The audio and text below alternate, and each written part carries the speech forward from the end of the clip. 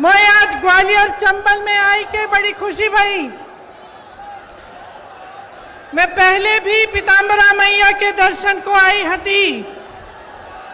मोई दादी इंदिरा जी आपके क्षेत्र में आई हती। उनने मोई रानी लक्ष्मीबाई की कहानी खूब सुनाई हती। मैं बचपन में तुम्हारे क्षेत्र की वीरता और साहस की कहानियां पतो है। इतने दूर दूर से आई मेरी बहनन और भैया, आप सब लोगों का धन्यवाद। देखिए, मैं यहाँ ग्वालियर आ रही थी तो मेरे कई साथियों ने मुझे मुद्दे भेजे कि कौन कौन से मुद्दे हैं जो ग्वालियर में, मध्य प्रदेश में महत्वपूर्ण है और मुझे भाषण में क्या क्या कहना चाहिए। जब मैं उन मुद्दों को पढ़ रही थी, उन सुझावों को पढ़ रही थी, तो मुझे लगा कि ज़्यादातर नकारात्मक बातें थी और मेरे मन में ये बात आई कि क्या हमारी राजनीति आज सिर्फ आरोप और प्रत्यारोप में फंस गई है? क्या इससे आगे भी कोई राजनीति हो सकती है? इससे बढ़कर भी हम कुछ ऐसी बातें कर सकते हैं जो जनता की मतलब की बातें हों। देखिए, भारतीय राजनीति की नींव स्वतंत्रता के आंदोलन से में डली थी। स्वतंत्रता का जो हमारा आंदोलन था उसे सत्याग्रह का नाम दिया गया था। तो सत्य की लड़ाई थी। तो हमारी पूरी राजनीति की जो नींव है वो उसी लड़ाई में है, तभी डली। तो हमारी एक परंपरा रही है हमारे देश की कि हम नेताओं में सभ्यता, सरलता, सादगी और सच्चाई ढूंढते हैं। हम चाहते हैं कि ऐसे नेता हो जिनमें ये स्वभाव हो और किसी के आधार पर दर्शकों के लिए हमारी राजनीति चली। लेकिन आज परिस्थितियां बदल गई हैं। आरोप प्रत्यारोप, एक दूसरे की बुराई, हम मंच पे आते हैं, आपको गिनवा देते हैं कि इनके क्या गुण हैं और अवगुण हैं, वो हमारे गिनवा देते हैं। और मुझे अक्सर लगता है कि इस बीच जो जनता के असली मुद्दे हैं वो डूब जाते हैं। आजकल शोहरत, बड़े बड़े बिजनेस वालों को देश की संपत्ति सौंपने की राजनीति, अहंकार की राजनीति चलती है। मैं भी जब यूपी गई तो मेरे साथियों ने बोला, दीदी बड़ी गाड़ी में बैठो। मैंने कहा क्यों? कहते भोकाल होना चाहिए। तो आजकल भोकाल की राजनीति है, शान शोहरत की राजनीति है और कहीं पे बीच में जो जनता की समस्याएं हैं, जो सत्य है इस देश का, वो डूब रहा है। यहाँ खड़े होकर ये कहना बहुत आसान है, दूसरों की आलोचना करना बहुत आसान है। आखिर राजनीतिक सभ्यता को कायम रखने की सबसे बड़ी जिम्मेदारी किसकी होती है? प्रधानमंत्री की ही होती है। लेकिन 2 दिनों पहले की बात है, विपक्ष की बहुत बड़ी मीटिंग हुई। तमाम विपक्षी दल के बड़े बड़े वरिष्ठ नेता आए। उसी दिन या अगले दिन प्रधानमंत्री जी का एक बयान आया और इस बयान में उन्होंने कहा कि जितनी भी विपक्ष के नेता हैं, जितने भी विपक्ष की पार्टियां हैं, एक झटके में प्रधानमंत्री जी ने जैसे सब धान 22 पसेरी सबको चोर बोल डाला। इतने वरिष्ठ नेता, अपने अपने प्रदेशों के प्रतिनिधि, बड़ी बड़ी पार्टियों के नेता, जिन्होंने आजीवन देश के लिए संघर्ष किया, जिनका देश प्रदेश में आदर है, जो जनता के मुद्दे उठा उठा कर आगे बढ़े राजनीति में, उनका इस तरह का अपमान प्रधानमंत्री जी ने खुद कर दिया।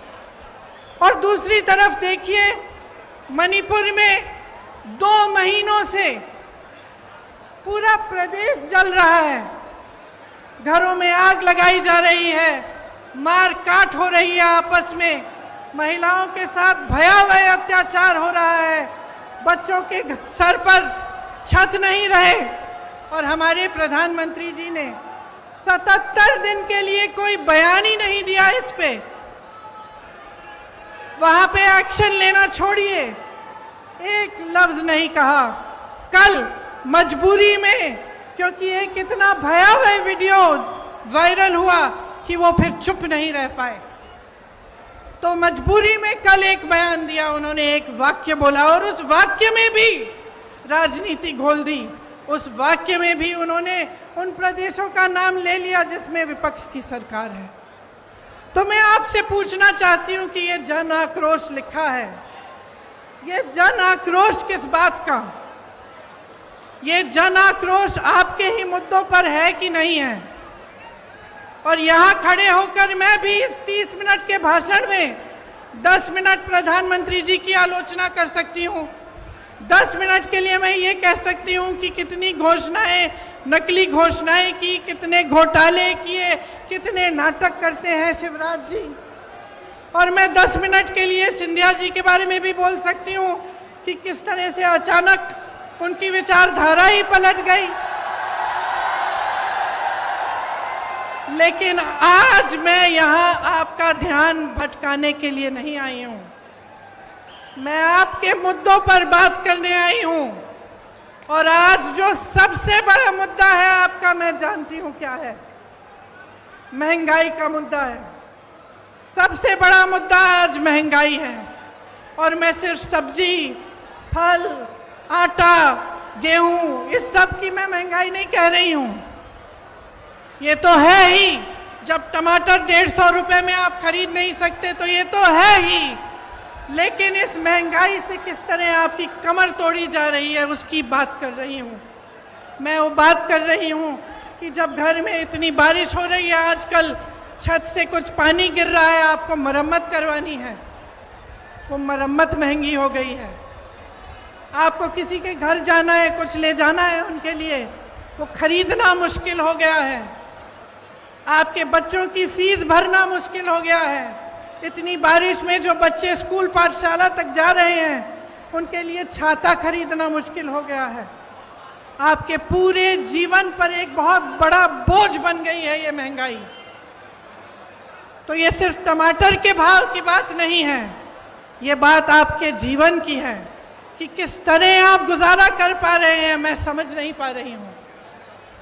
मेरी बहनें यहाँ बैठी हैं, सबसे बड़ा बोझ इन पर है, समाज का बोझ, महंगाई का बोझ मेरी बहनें उठाती हैं सबसे ज्यादा। आज रसोई के लिए सामान खरीदना है, तेल खरीदनी है, वो भी नहीं मिलती। गैस का सिलेंडर मिलता तो था, उसमें गैस भरना ही मुश्किल हो गया है। आज आपको खरीदने जाना है तो 1000 रुपए से कम नहीं मिल रहा। बच्चों की परवरिश कैसे होगी? सुबह उठ के आप अगले दिन का सामना कैसे करते हैं? कोई बीमार पड़ जाता है तो घबराहट उनकी भी होती है और इस बात की भी होती है कि मैं दवाई कहाँ से खरीद के लाऊं। घर पे बीमार पड़ा है लेकिन दुकान जाकर इतनी महंगाई है कि दवाई ही नहीं मिलेगी, मैं क्या करूं? आज ये है आपकी परिस्थितियां। तो इस बीच मुझे उचित नहीं लगता कि यहाँ आकर मैं फिजूल की बातें करूं, मैं दूसरों की बार बार आलोचना करती रहूं। मुझे ये उचित लगता है कि हर चुनाव में, हर प्रदेश में, हर गांव में, हर मोहल्ले में जब कोई नेता जाता है तो उसे जनता के मुद्दों पर बात करना पड़ेगा। उसको बताना पड़ेगा कि ये महंगाई क्यों है, कि महंगाई के साथ साथ इतनी बेरोजगारी क्यों है, कि एक ऐसी सरकार क्यों है आज हमारे देश में जिसने पूरी की पूरी देश की संपत्ति एक या दो बड़े बड़े बिजनेस वालों को बेच दी। जहां से आपको रोजगार मिलता था, उन कंपनियों को जब इन्होंने अपने मित्रों को सौंपा तो उनको मालूम होगा कि आप बेरोजगार होंगे। आपको रोजगार कहां से मिलता था? पीएसयू से मिलता था, बड़ी बड़ी जो सरकारी कंपनी थी उनसे मिलता था। आपको रोजगार खेती की कमाई से मिलता था, आपको रोजगार सेना से मिलता था, आपको रोजगार छोटे छोटे व्यापार से मिलता था। आज परिस्थितियां क्या हैं? जो बड़ी बड़ी कंपनियां हैं वो तो सारी सौंप दी इन्होंने अपने दोस्तों को। सेना की भर्ती का क्या किया अग्निवीर का आप जानते हैं। आपका ये जो क्षेत्र है, ग्वालियर का क्षेत्र, रानी लक्ष्मीबाई जी का क्षेत्र है, यहां से तमाम वीर जवान जाकर हमारे सरहद पे खड़े होते हैं। आप जानते हैं सबसे अच्छी तरह कि जब से अग्निवीर की स्कीम आई और 4 साल की सेना में भर्ती कराई गई, तब से क्या स्थिति है। मैं कुछ हरियाणा के नौजवानों से मिली, उन्होंने मुझे बताया कि ट्रेनिंग से ही लोग वापस जा रहे हैं घर। तो कहते हैं कि हम इतनी ट्रेनिंग, इतनी कड़ी ट्रेनिंग कर किस लिए रहे हैं। हम इतनी कड़ी ट्रेनिंग इसलिए कर रहे हैं कि 4 साल बाद हम बेरोजगार होकर वापस आ जाएं, और जब घर आएंगे तो सरकार ने ये परिस्थितियां बना दी हैं कि घर पे भी किसानी से चाहे जितनी भी मेहनत कर लो, इतनी महंगाई है, इतनी मुश्किलें हैं कि किसानी से भी नहीं कमा पाएंगे। तो घर आकर क्या करेंगे?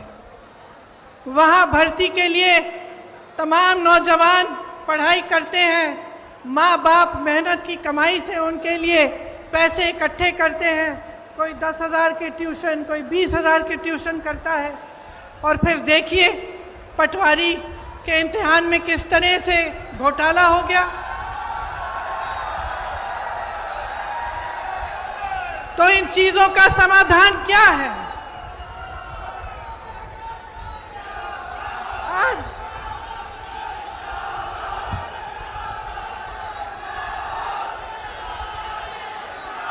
शर्म की बात है, शर्म की बात है कि सिर्फ मात्र सरकारी जो नौकरियां हैं मात्र 21 दी गई हैं पिछले 3 सालों में।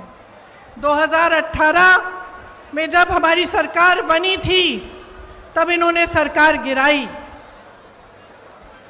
उससे पहले इनकी सरकार 10 सालों से चल रही थी, उससे ज्यादा। आज 18 सालों से इनकी सरकार है और ये परिस्थितियां हैं।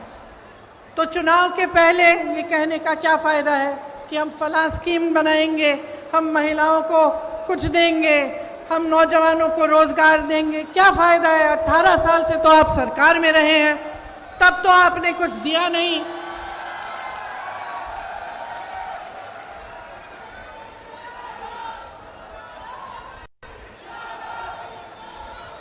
तो ये परिस्थितियां हैं, ये सच्चाई है। आपके मुद्दे क्या हैं? महंगाई है, बेरोजगारी है।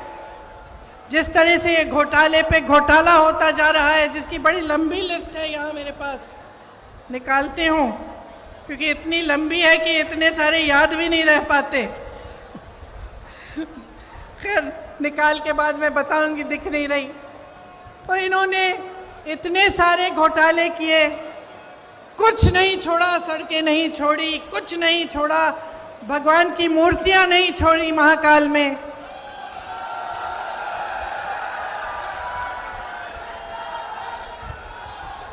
देखिए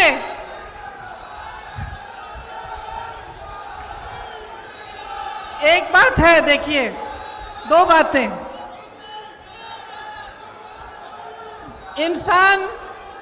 इंसान की जो नींव होती है ना, उसी तरह की नियत होती है, और उसी तरह से जो सरकार होती है उसकी जो नींव होती है उसी तरह की नियत होती है। ये जो सरकार इन्होंने हमारी सरकार गिरा के बनाई, इसकी नींव ही गलत थी, पैसों से खरीदी सरकार है। तो इसकी नियत, इसका नतीजा क्या है कि इसकी नियत ही खराब है। शुरू से सिर्फ लूट, सिर्फ घोटाले में ध्यान रहा है। ऊपर से 18 साल से सरकार चली आ रही है। अब आप बताइए, 18 सालों के लिए जिसके पास सत्ता होती है उसको क्या होता है? 18 सालों से सत्ता में रहने से अहंकार होता ही होता है, और इस कदर होता है कि जो आसपास के अधिकारी होते हैं, जो साथी होते हैं, वो भी सच्चाई नहीं बताते। तो 18 सालों में नेताओं की ये आदत अक्सर हो जाती है कि वो सोचने लगते हैं कि सत्ता तो हमेशा ही उनके साथ रहेगी, और जब हमेशा सत्ता साथ रहेगी तो काम करने की क्या जरूरत है भैया? कोई पूछने वाला तो है नहीं। जब समय आएगा ध्यान भटका देंगे, जब समय आएगा दूसरी बातें कर लेंगे, जिससे जनता के जज्बात जुड़े हुए हैं। फिर से जनता भूल जाएगी कि महंगाई है, जनता भूल जाएगी कि बेरोजगारी से मर रही है, जनता भूल जाएगी कि किसान खेती नहीं कर पा रहा, कुछ खरीद नहीं पा रहा, पेट्रोल डीजल के दाम इतने बढ़ गए हैं, और फिर से हमें वोट मिल जाएगा। 18 क्या 5 साल और हम सत्ता में रहेंगे, हमें कुछ करने की जरूरत नहीं है। और आज मध्य प्रदेश में यही परिस्थितियां हैं।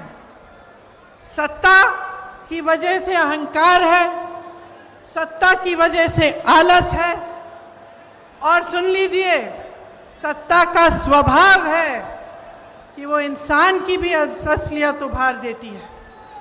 ये सत्ता का स्वभाव है। आप सत्ता को एक नेक इंसान के हाथ में दो, वो भलाई करेगा, आपकी सेवा करेगा। आप सत्ता को गलत इंसान के हाथों में दे दो तो इसी तरह की लूट मचेगी जो आपके प्रदेश में आज मच रही है।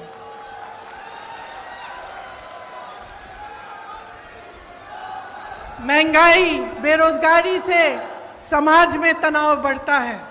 जब समाज में तनाव बढ़ता है तो अत्याचार बढ़ते हैं, और अत्याचार हमेशा उन्हीं पर होते हैं जो ज़्यादा कमज़ोर हैं। आप सब ने देखा कि आदिवासियों के साथ किस तरह की हरकतें की जा रही हैं। आपने देखा कि इनके शासनकाल में दलितों के साथ कितने अत्याचार हो रहे हैं।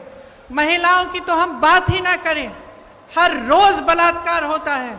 एक तरफ आपके अखबारों में बड़े बड़े इश्तिहार हैं इनकी सरकार के, और दूसरी तरफ ये खबरें कि किसी भाजपा के नेता के बेटे ने किसी के बलात्कार किया है, उसका आरोपी है, या फिर किसी महिला की छेड़छाड़ की है। तो ये परिस्थितियां हैं। अब आपको समझाना जरूरी भी है, लेकिन मैं जानती हूं कि सबसे ज्यादा विवेक जनता में होता है, सबसे ज्यादा। और मेरी समझ यह है कि जनता कभी गलत निर्णय नहीं लेती। जो भी निर्णय है उसका आदर लोकतंत्र को करना पड़ता है। तो अब समय आ गया है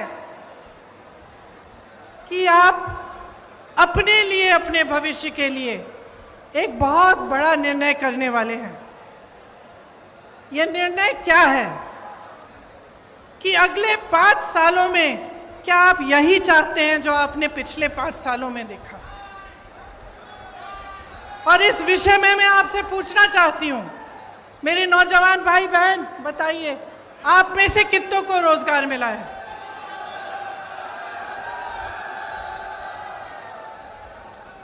मेरे किसान भाई बहन यहाँ हैं, आपकी जिंदगी बेहतर हुई है कि नहीं? नहीं हुई? 5 सालों में आपकी तरक्की हुई है कि नहीं?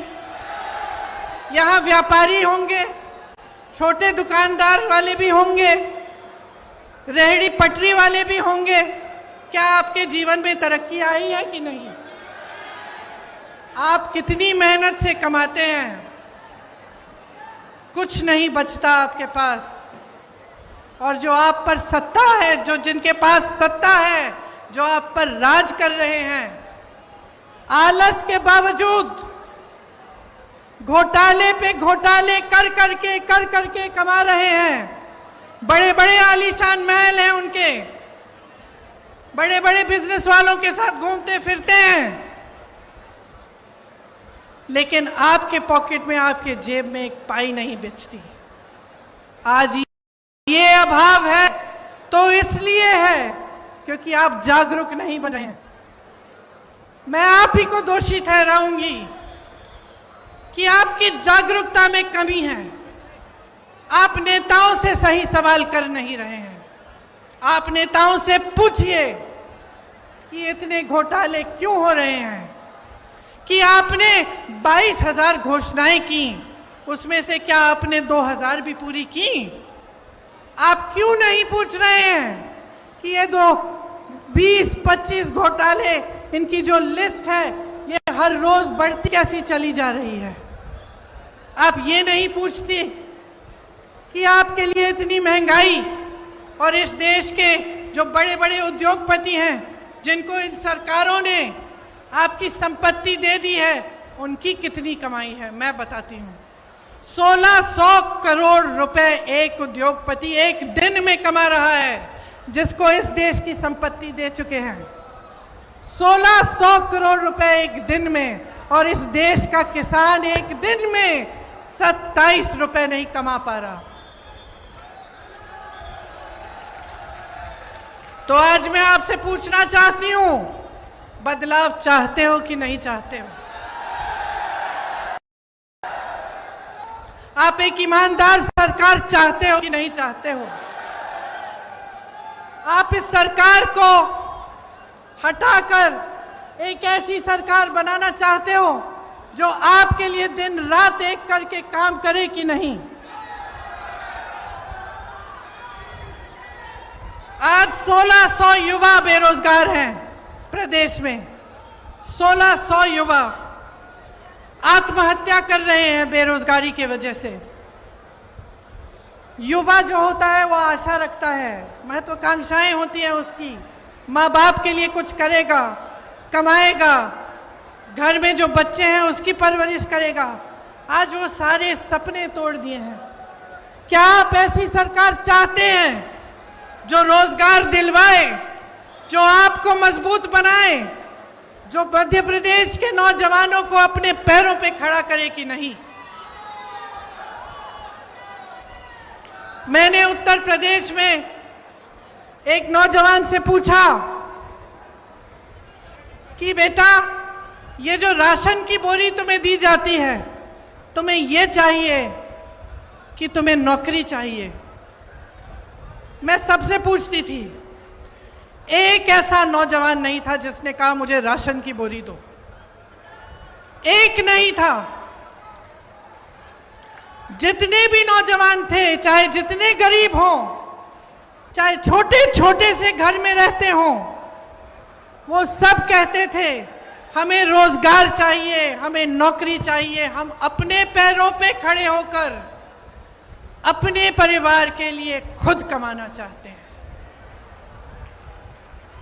और इस सरकार ने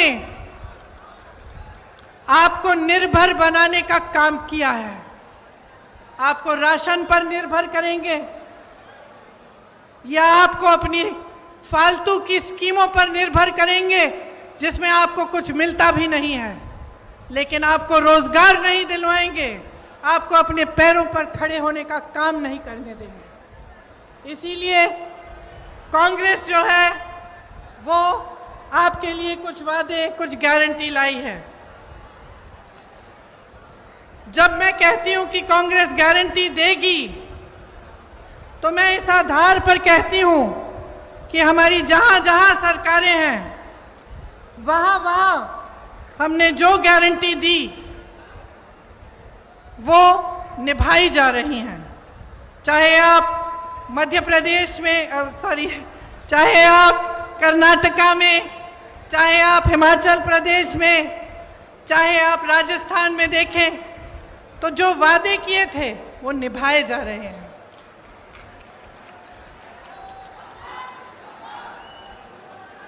राजस्थान में, छत्तीसगढ़ में, हिमाचल प्रदेश में पुरानी पेंशन की स्कीम लागू है।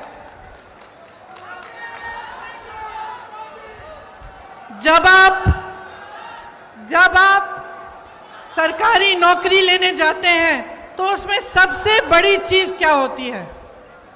जीवन के लिए सुरक्षा। मतलब कि नौकरी 20-25 साल नौकरी करने के बाद आपको पेंशन मिलेगा, आपको एक सहारा मिलेगा। वो सहारा आज नहीं मिलता सरकारी कर्मचारियों को। सरकार कहती है पैसे नहीं है इसके लिए। तमाम सरकारी कर्मचारी परेशान हैं। इनके पास बड़े बड़े उद्योगपतियों के लोन माफ करने के पैसे हैं, आपके पेंशन देने के पैसे नहीं हैं। इसीलिए जहां जहां कांग्रेस की सरकार है वहां वहां पुरानी पेंशन आज लागू है, क्योंकि हम आपका आदर करते हैं। हम समझते हैं कि जो सरकारी कर्मचारी है, जो दिन रात सालों के लिए सेवा करता है, उसके लिए बुढ़ापे में भी सहारा होना चाहिए। और यहाँ पे भी एक घोषणा ये है, गारंटी, कि पुरानी पेंशन यहाँ भी लागू होगी। मेरी बहनों के खातों में हर महीने सीधे 1500 रुपए डाले जाएंगे। जो गैस का सिलेंडर आज आपको 1000 रुपए से कम में नहीं मिल रहा है, आपको 500 रुपए में दिलवाया जाएगा। 100 यूनिट बिजली आपको माफ होगी, मुफ्त में मिलेगी। और 200 यूनिट पर बिजली बिल आधी की जाएगी। जो किसानों के कर्ज माफ करने का काम हमने 2018 में शुरू किया था, वो नई सरकार अगर कांग्रेस की बनेगी तो उसे पूरा करेगी।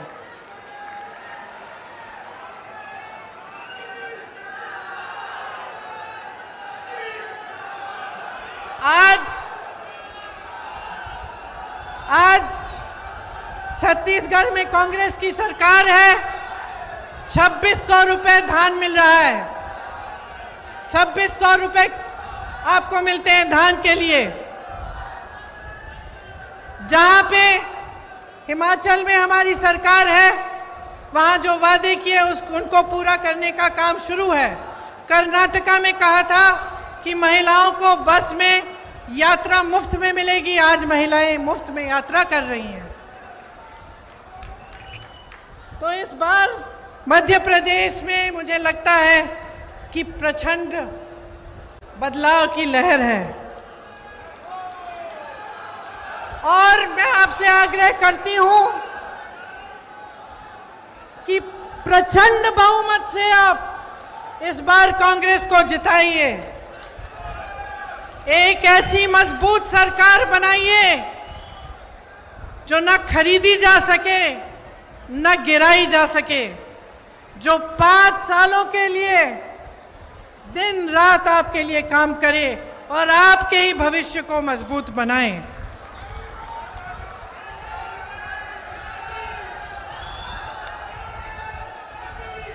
एक ऐसी राजनीति लाइए अपने प्रदेश में जो आपके भविष्य को मजबूत बनाने के लिए आपकी समस्याओं को सुलझाने का काम करे। आपकी जितनी भी छोटी छोटी समस्याएं हैं और जितनी बड़ी समस्याओं से आप जूझ रहे हैं, उनको सुलझाने का काम पहले दिन से शुरू होना चाहिए। और कमलनाथ जी से मैं अपनी तरफ से एक छोटी सी मांग अपनी तरफ से भी करना चाहती हूँ। अभी रास्ते में मैं यहाँ आ रही थी तो कुछ मुझे दिव्यांग लोग मिले। उन्होंने कहा कि उनका पेंशन सिर्फ मात्र 600 रुपये है।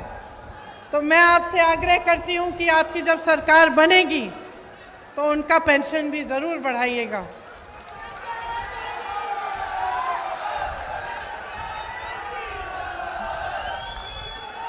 देखिए, ये ग्वालियर चंबल की धरती है।